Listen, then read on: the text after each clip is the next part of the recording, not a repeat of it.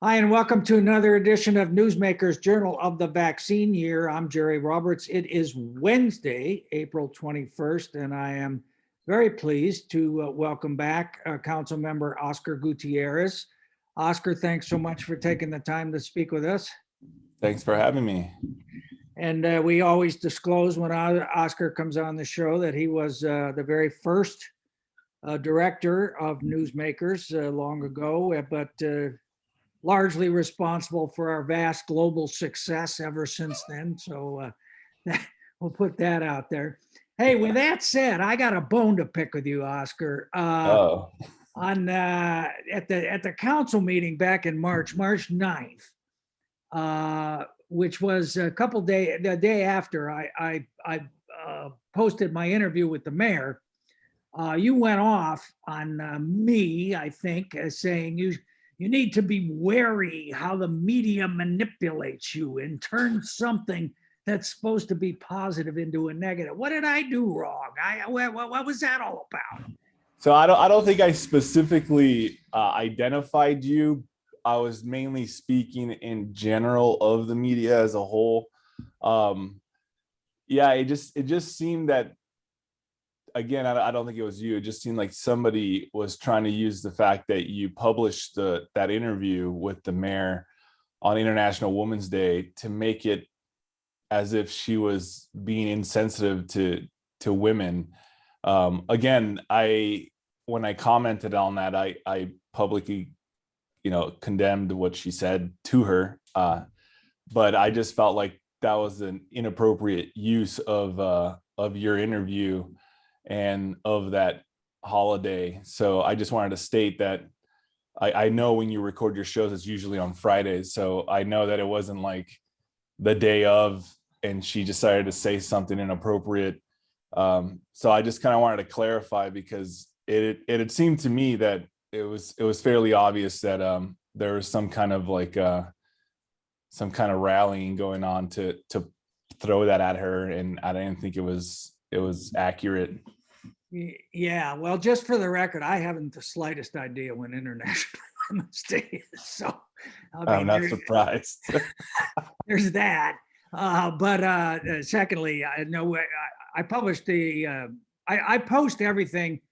It goes out in the newsletter at midnight. So I talked to the mayor on Sunday, not Friday, but as you say, I usually do the show on Friday, but I talked to her on Sunday. So it went out on Sunday night, and then lo and behold, I guess Monday was International Women's Day, but I did not have that connection nor make that connection. And I appreciate you clarifying that you weren't insinuating that I did.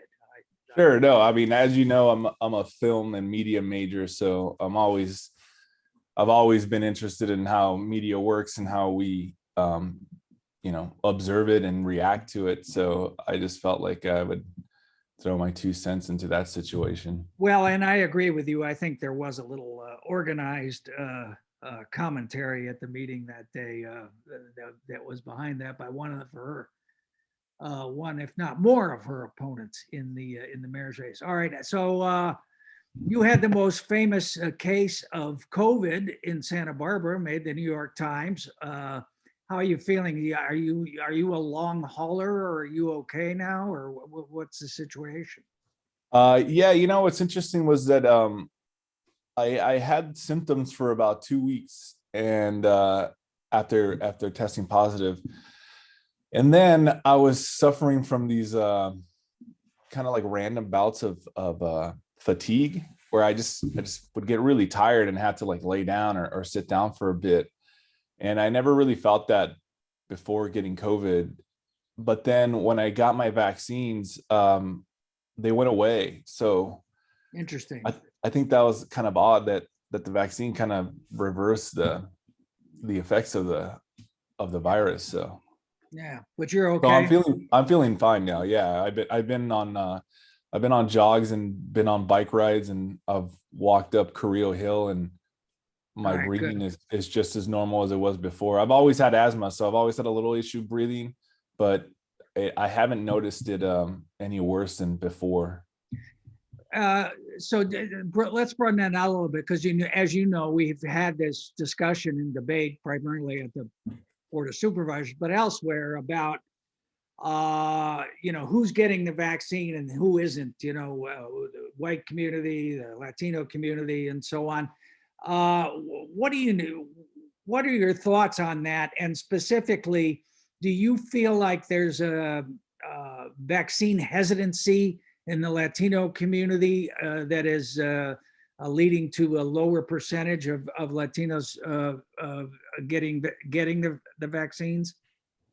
The majority of my Latino community that I know and speak to seem to be looking forward to getting the vaccine, but I do know a few people who have been hesitant or just not willing to get it, which is kind of heartbreaking because I just here I am, someone who survived the virus and was grateful to get the vaccine, and now even reporting that it seemed to have made me better than before getting the vaccine, and they're still hesitant to receive it. So I'm not really sure why they're not willing to get it, but I hope they change their minds, because things aren't going to get back to normal until the majority of the population gets the vaccine.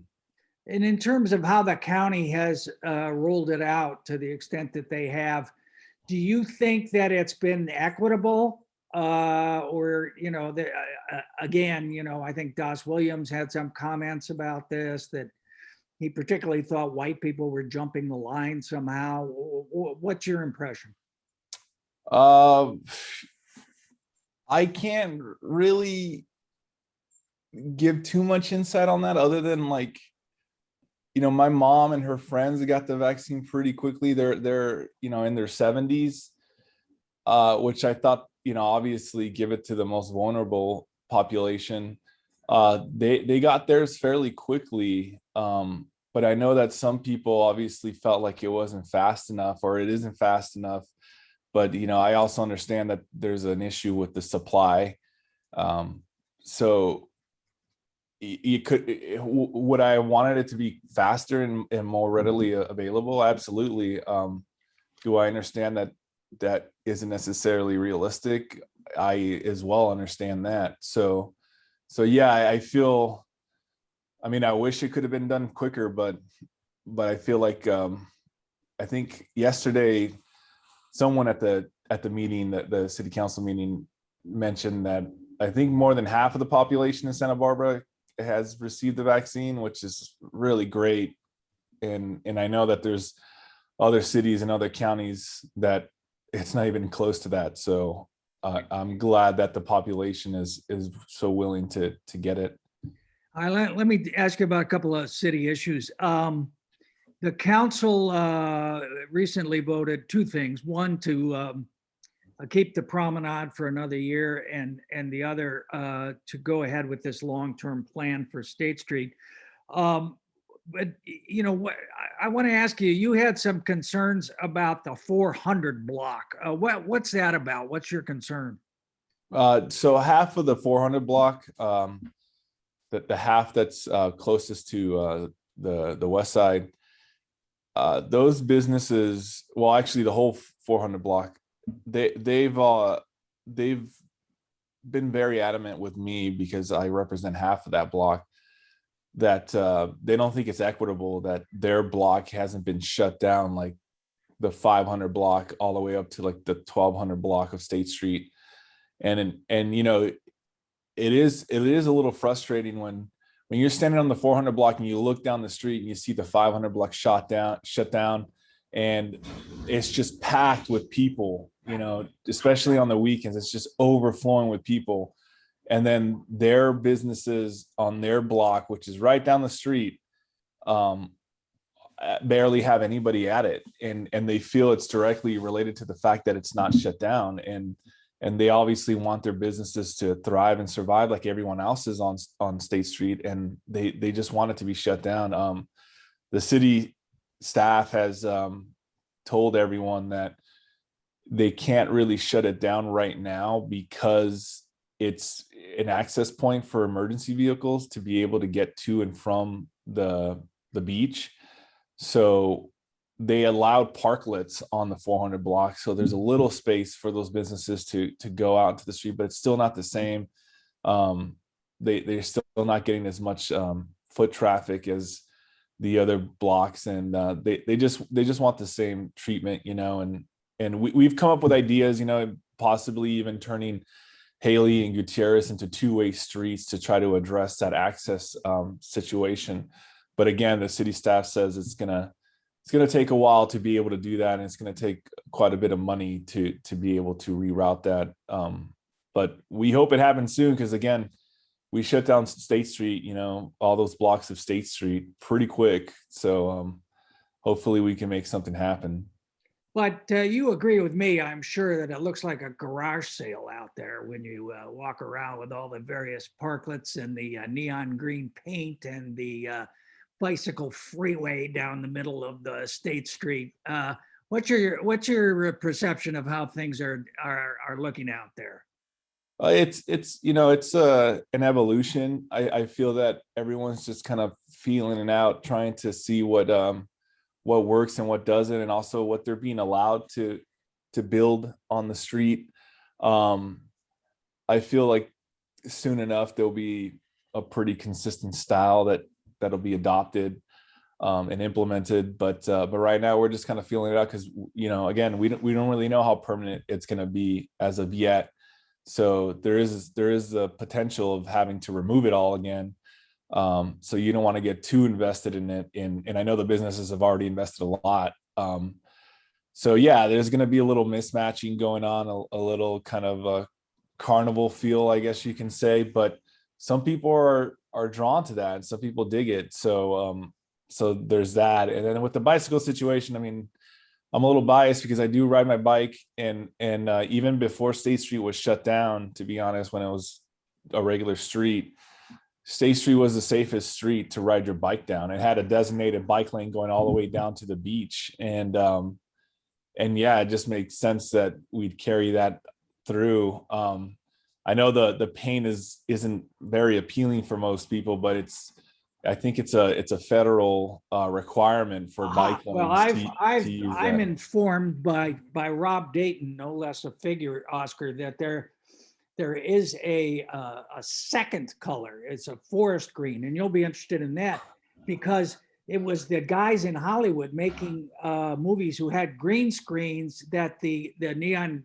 didn't work. So Dayton promises that all future intersections are going to be forest green. So you should make sure that he's on top of that. I will, yeah. But I mean, the broader issue with the paint, and then another issue I'm going to ask you about, is that the Historic Landmarks Commission really got run over on all this stuff. Did they not? Did you feel, or are you with the Mike Jordan camp that they're just a bunch of historical elitists? I wouldn't phrase it that way, but obviously they're there to uphold the history and the foundation that the city was modeled after the 1920s earthquake. So they're obviously going to be leaning towards keeping it traditional, so to speak. But unusual times calls for unusual measures, and I feel like there's got to be a little bend here and there to adjust for that. So I don't fault them. I mean, that's what basically the purpose of that organization is to keep it old school, so to speak. And obviously when there's something new that comes around, they get a little apprehensive. Yeah, well, and they also got run over on this whole Sola Street bike lane, which perhaps you would rather refer to it as the Westside Community Paseos, which is the name that the Public Works Department paid a consultant a lot of money to come up with. Where were you on that whole issue? Again, I favor bike riding for a lot of reasons, for the environmental impacts, the health impacts. I know that we were all raised and conditioned to believe that cars are a basic right. But you go to so many other countries around the world where cars are looked as a luxury, not necessarily a right, and how they favor pedestrians and bicyclists and public transportation. So things like a bike master plan are celebrated and not really looked on as an evil plot or plan by somebody else. And if you look at the history of the auto industry in this country, you'll see that there were some pretty sinister plans that were put in place to change the landscape of our cities and country. So it's Yeah, kind I'm really talking more about the process than the substance. I have no problem with the substance, but the way that issue ended up before the council, again, the Historic Landmarks Commission kind of getting whipsawed on the whole thing, I think was questionable. And then do you think it's a good expenditure of taxpayer money to hire a consultant to call something a paseo that's not a paseo? I mean, some of that is a little problematic, but I'm sure that they were consulted with more than just the name of it. So I'd have to look into the details as to what exactly they were consulting again, because again, the Historic Landmarks Commission, if you look at the averages on how many times we voted in their favor, I'm sure it outweighs Yeah. how many times we voted against it. So All right. I'll have a member of my vast reporting staff look into that, Oscar. thank you.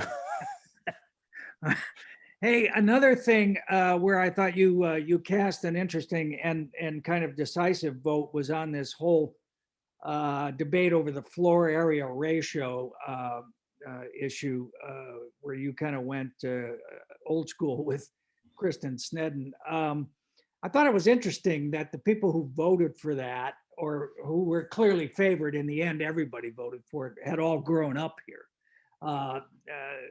What's your assessment of the floor area ratio thing? Do you think that's going to go, and how much concern do you have specifically that it would lead to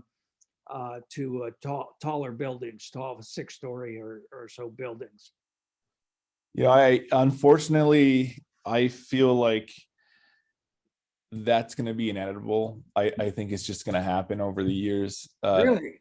Yeah, I think that the need of the people of this country and state are going to outweigh stylistic choices.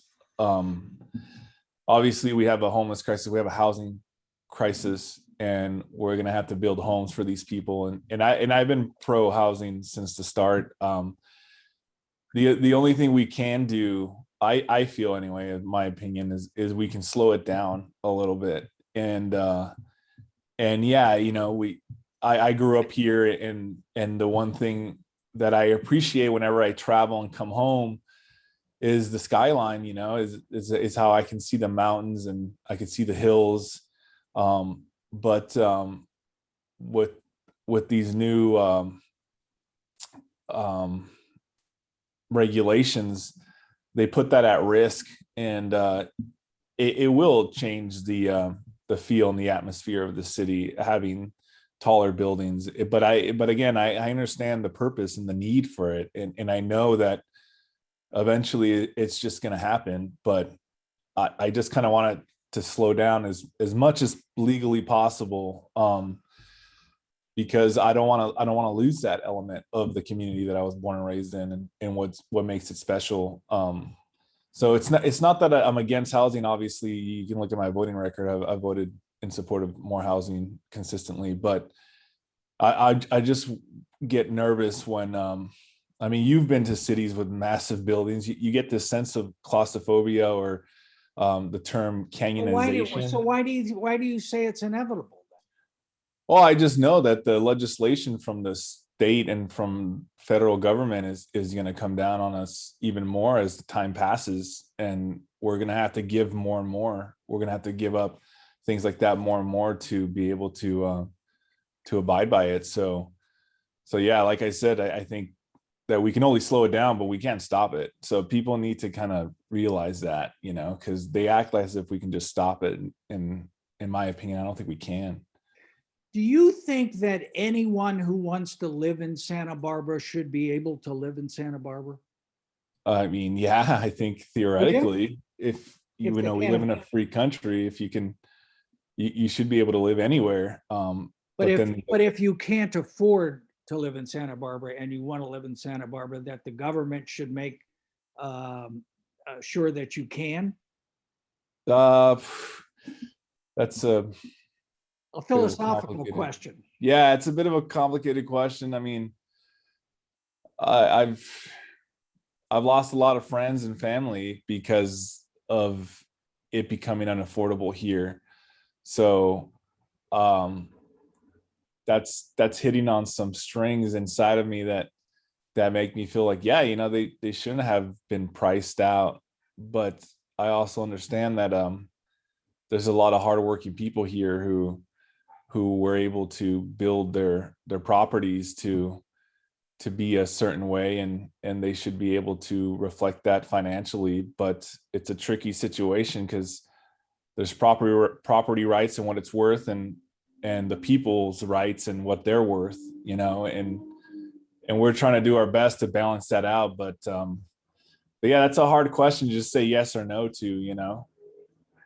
Yeah, and a lot of people who had homes elsewhere, and worked and moved to Santa Barbara because they could afford it. I mean, there is affordable housing elsewhere in California, elsewhere in the United States, obviously. So I'm just kind of wrestling with this whole notion of affordability and to what extent it's a market dynamic rather than something that the government can really affect or impact. Yeah, again, we can help a little bit, and we can help try to slow down the explosion of the cost of living. But if this pandemic has proved anything, it's just Santa Barbara for I don't know, some weird reason seems to break all the conventional norms as to what would affect the cost of living here, unfortunately. All right. Well, as long as we're talking about your anti-capitalist views, Oscar, you in Manhattanization, Megan Harmon, have this new proposal for hero pay to require groceries to pay their workers more, which is a sentiment I certainly agree with. But I'm a little confused. How is it that city government tells private business how much they have to pay people? Well, if they're obviously, we're in a crisis, we're in a state of emergency, and in that case, we are able to try to give aid to the residents here, and that's one way we're trying to do it. We're just trying to make it so it's a little bit more livable for these people who have sacrificed so much, and we're able to provide services during a time when majority of businesses and institutions were forced to lock down. They still showed up to help out, and we just kind of want to honor that. Well, but you're not talking about giving public money. This is not like pass on from the government or the $1,400 checks or anything. As I understood the story I read on this, you're saying to the grocery store owners, you must pay your workers X amount, correct? Yeah, $5 an hour for 120 days, I believe. Okay. And the city attorney signed off on this, has he? Well, no, what we voted on was to have the city attorney to see what was realistic. So nothing's finalized yet. We just voted to carry on the discussion. So there's still time for the public to weigh in and these corporate business entities to let us know. We met, Megan and I met with them, and they gave us their 2 cents, and they did, really well in explaining everything they've done for their employees and for the community. And it was quite impressive. But obviously she and I both believe that they could do a little more. Because you're also whacking the grocery stores on this on the carts, penalizing them for people who steal their carts and walk off with them, and adding another layer of cost to them. I want to say penalizing them. I mean, we're just having them accountable for their own property, because people are walking off with their carts and abandoning them in creek beds and neighborhoods, and causing sometimes even traffic issues with their carts. So we're just making it so that their property stays on their property. Okay, fair enough. I want to ask you a couple of things on politics. So you're endorsing the mayor for re-election, right? Yes. Why? I feel that she's a good representation of the community. I feel that she's done a good job considering the circumstances that she was elected under, and I feel that she can continue really representing the people of this community. Did you talk to any of the people running against her about their candidacies before you endorsed her? No, because at the time she came to me fairly early on. I think before anybody else announced their candidacy. So I had already endorsed her by the time everyone else had announced that they were running. So I mean, I've spoken to James, Deborah. I've spoken to Deborah independently, because obviously she's on the Planning Commission. On the Planning Commission, yes. So I haven't spoken to her directly about her candidacy, but I've yet to speak to the others. I've been meaning to reach out to them and see what they're all about. But I've been obviously watching them speak at every forum that's been held so far. So we're going to go to even year elections, which is a splendid opportunity, it seems to me, Oscar, for putting in place a runoff for the mayor, the only elected official who runs citywide. So we could easily have a primary and have the top two advance to the runoff. Don't you think that's a good idea? I'm open to it if that's what the people want. If the people want that, then I'm open to it. I mean, don't you think that part of the issue that the mayor's, and I'm not singling her out, I mean, any mayor struggles with under this situation is you end up with 27-30% of the vote, whatever it is, in a crowded field. And, basically that means 7 out of 10 people voted against you. Sure. And, it puts an onus on you to, I think, try to build a broader coalition. Wouldn't that be, it just seems to me that to have one representative who was elected citywide with a majority of support from the voters would be helpful as in trying to lead the council, which of course, has its own district concerns. Yeah, I see the pros and cons of that. What's the con? Of what? You said you saw the pros and cons of it. I said, what's the con? Well, the con is it just makes me wonder why now? Like, why is it now that people are saying that? Because I don't remember people proposing that before Kathy got elected. So what is it exactly because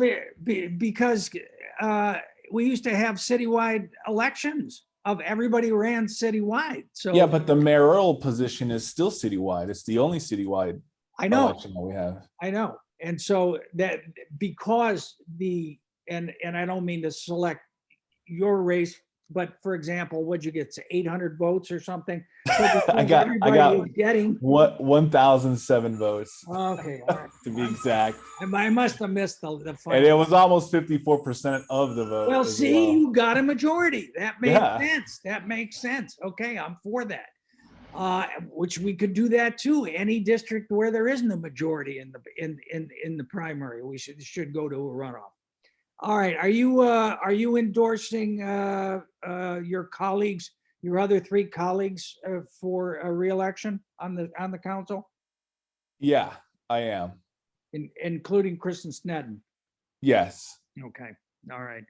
All right, let me just ask you, you've been doing this, what, two and a half, 3 years now? I'm trying to remember when that's. It'll be 3 in July. 3 in July. All right. So I'm just interested in your reflections on it. How does it compare with what you expected it was going to be like? And what do you really like about it? What do you really hate about it?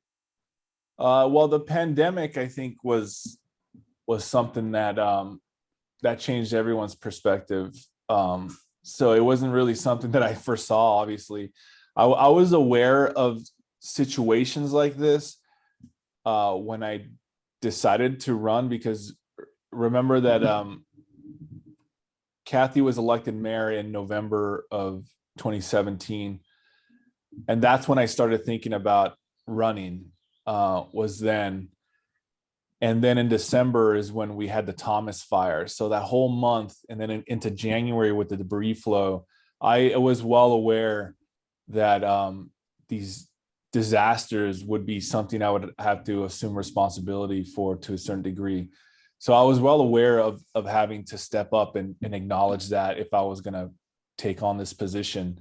But nothing like the pandemic.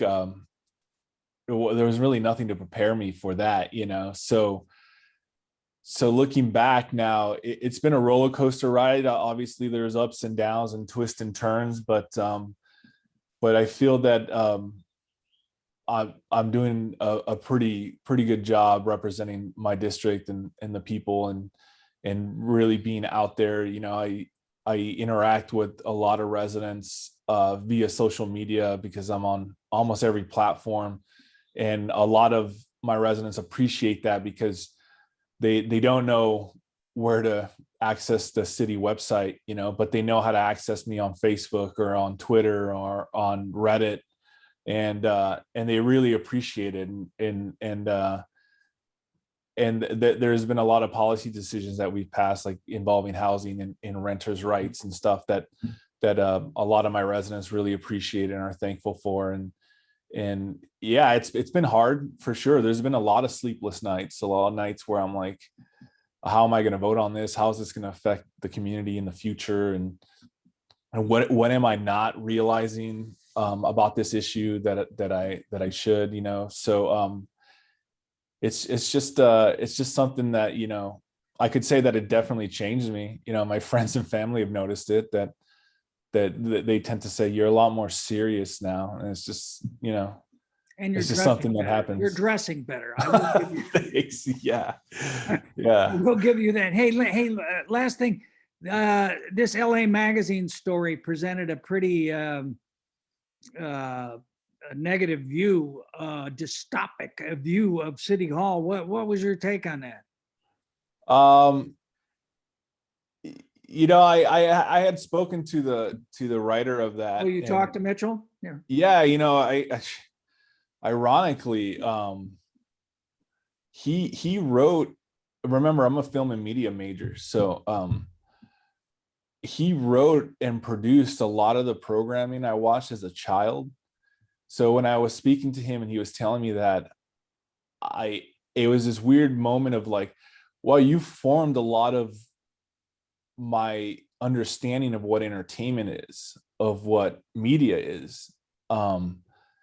So it was cool to be able to talk to him about that, as to what inspired him to do those kind of programs. And then I appreciated what he was doing. I read the article. I've read the response articles. I've obviously been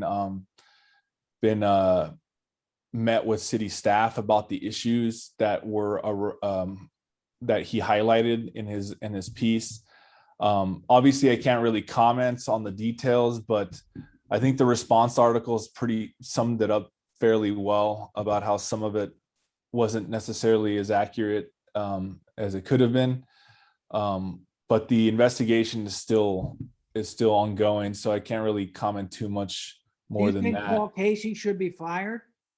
I'm again, I'm not going to comment on city staff. I've learned my lesson from last time. How about Anthony Wagner? Do you think he should be, I mean, well, your takeaway from that was what?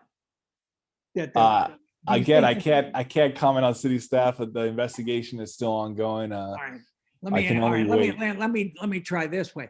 Do you think that the fix was in on the awarding of those city licenses? Those cannabis licenses, retail licenses?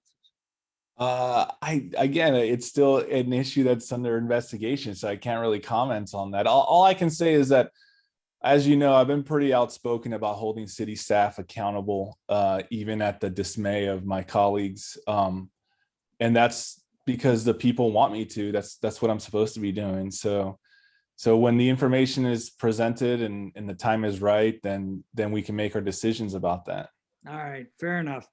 Hey, Oscar Gutierrez, thanks so much for taking the time. And you and I talked earlier about your old San Marcos teammate, Alex Mack, going to the 49ers, playing guard. So Yeah, super excited.